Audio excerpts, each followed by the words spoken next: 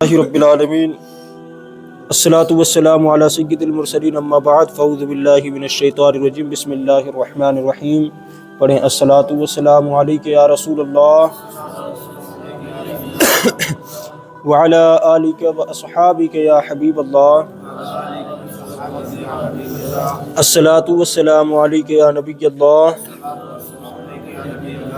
وعلی آلک واصحابک یا نور اللہ صلی اللہ تعالی علیہ وسلم بسم اللہ الرحمن الرحیم ارأیت الذی یکذب بالدین ترجمہ کنز الایمان بھلا دیکھو تو جو دین کو جھٹلاتا ہے۔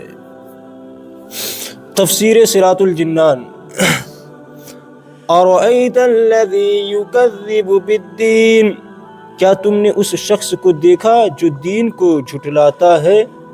شان نزول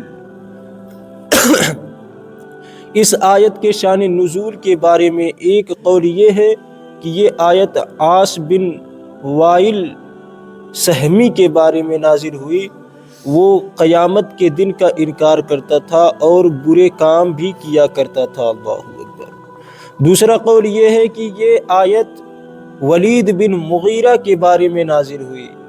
تیسرا قول یہ ہے کہ یہ آیت ابو جہل کے بارے میں نازل ہوئی۔ مروی ہے کہ ابو جہل نے ایک یتیم کی پرورش کی ذمہ داری لی۔ ایک دن وہ یتیم ننگے بدن اس کے پاس آیا اور اپنے مال میں سے کچھ طلب کیا۔ اس نے اسے دھکے دے کر نکال دیا۔ قریش کے سرداروں نے اس سے کہا کہ تم محمد صلی اللہ تعالی علیہ وسلم کے پاس جاؤ، وہ تمہاری سفارش کر دیں گے۔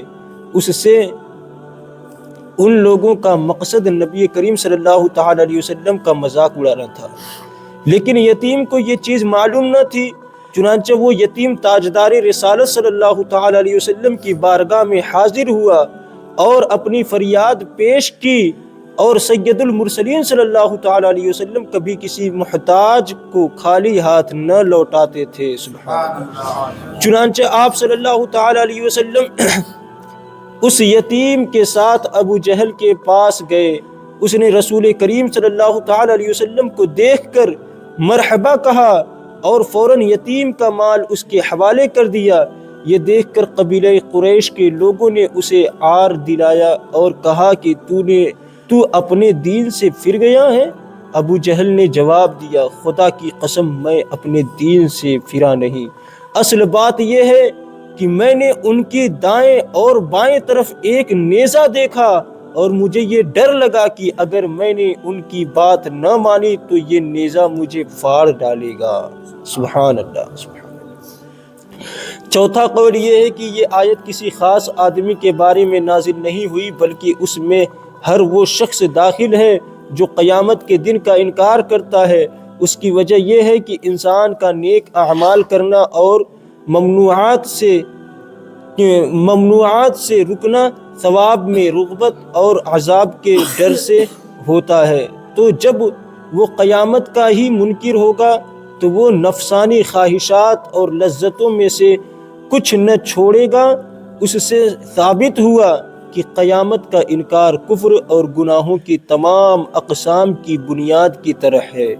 اس آیت اور اس کے بعد والی دو آیت کا خلاصہ یہ ہے کہ اے انسان، کیا تم اس شخص کو پہچانتے ہو جو دلائل واضح ہونے کے باوجود حساب اور جزا کا انکار کرتا ہے؟ اگر نہیں پہچانتے تو سنو، یہ وہ شخص ہے جو اپنے کفر کی وجہ سے یتیم کو دھکے دیتا، ڈانٹتا اور مارتا ہے، اور اس کے ساتھ ظلم کرتے ہوئے اس کا حق اور اس کا مال اسے نہیں دیتا، اور اپنے انتہا درجے کے بخل، دل کی سختی اور کمینے پن کی وجہ سے مسکین کو کھانا نہیں دیتا، اور نہ ہی وہ کسی اور کو یتیم کو کھانا دینے کی ترغیب دیتا ہے، کیونکہ وہ اس عمل پر ثواب ملنے کا اعتقاد نہیں رکھتا۔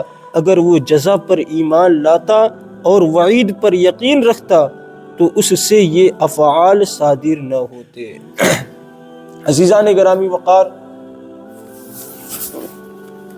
ہم لگ بھگ 2 ہفتے سے تفسیر قرآن ملاحظہ کر رہے ہیں۔ پہلے ہم نے سورہ فاتحہ کی ہر ایک آیت کی تفسیر سماعت کی، پھر اس کے بعد سورۃ الفیل، سورۃ القریش۔ آج ہمارا جو ہے ٹاپک ہے یہ سورہ ماعون کی پہلی آیت تھی۔ انشاءاللہ عز و جل اس میں جتنی بھی آیتیں ہیں سب کی تفسیر، ہر روز ایک آیت کی تفسیر بیان کی جائے گی۔ تو آج جو ہم نے اَرَأَيْتَ الَّذِي يُكَذِّبُ بِالدِّينِ اس آیت کی تفسیر ملاحظہ کی ہے، اس کے شان نزول میں آتا ہے کہ یا تو یہ ولید بن مغیرہ کے لیے ہے یا تو عاص بن سہمی کے لیے ہے، یا پھر ابو جہل کے لیے بنی، یا ابو جہل پر یہ آیت نازل ہوئی۔ ابو جہل کے مطلب یہ کہ صلی اللہ علیہ وسلم پر یہ آیت نازل ہوئی ہے یا تو ابو جہل کے اوپر نازل ہوئی ہے۔ تو اس میں راوی جو ہیں روایت کر رہے ہیں کہ ہو سکتا ہے کہ یہ آیت جو نازل ہوئی ہو، یہ سورت جو نازل ہوئی ہو، یہ ابو جہل کے عمل پر ہی نازل ہوئی ہو۔ جیسے کہ ابو جہل ایک اسلام کا منکر ہے، پورا اسلام ہی کا منکر ہے وہ، تو وہ ایک یتیم کو ستایا کرتا تھا، یتیم کی پرورش کی ذمہ داری لی، وہ یتیم کو پالنے کی ذمہ داری لی، لیکن اس کا حق اسے نہیں دے رہا تھا۔ وہ یتیم ننگے بدن، یعنی اس کے پاس اتنا کپڑا نہیں تھا کہ وہ اپنے جسم کو ڈھانک سکے۔ وہ اپنا حق مانگنے کے لیے، اپنے مال میں سے کچھ مانگنے کے لیے ابو جہل کے پاس جاتا ہے تو ابو جہل دھکے مار کر نکال دیتا ہے۔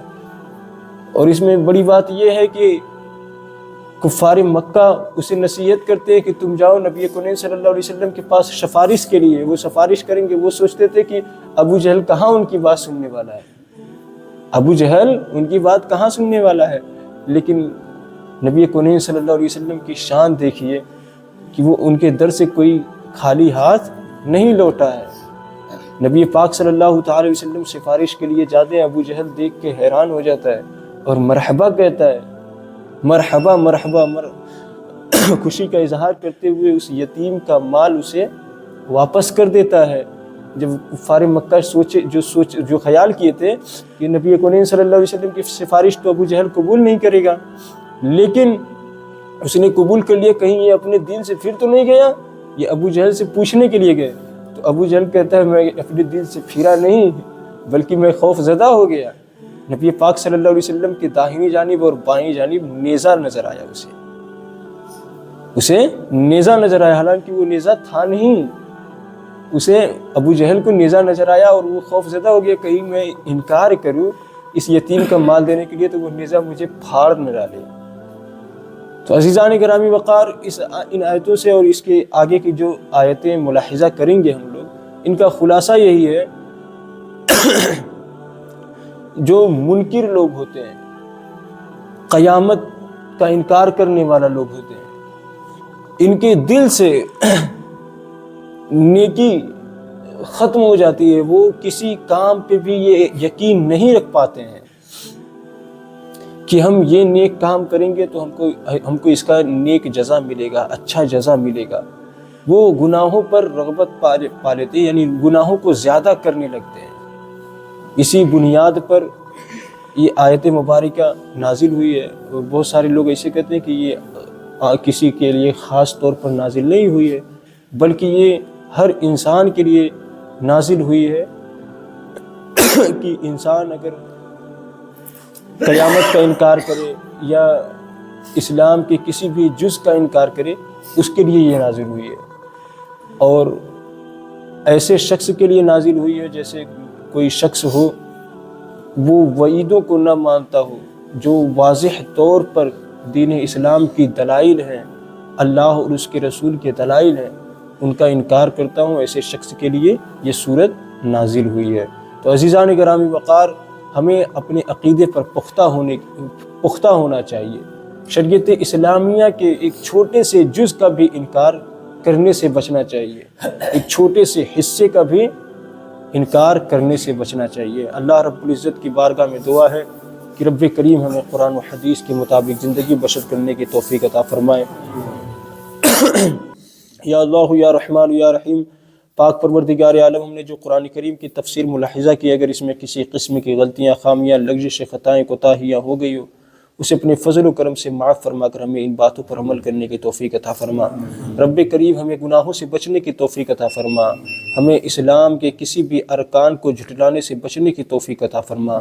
رب کریم ہمیں صراط مستقیم پر گامزن فرما، ہمارا خاتمہ ایمان کے ساتھ عطا فرما، ہمارا خاتمہ ایمان کے ساتھ عطا فرما، ہمارا خاتمہ ایمان کے ساتھ عطا فرما۔ ان اللہ و ملائکتہ یصلون علی النبی یا ایھا الذین آمنوا صلوا علیہ وسلموا تسلیما۔ اللہم صل علی سیدنا مولانا محمد مبارک وسلم، صلوا علیہ الصلاۃ والسلام علیک یا رسول اللہ صلی اللہ تعالی علیہ وسلم۔ سبحان ربک رب العزۃ عما یصفون وسلام علی المرسلین والحمد للہ رب العالمین۔ آمین۔ لا الہ الا اللہ۔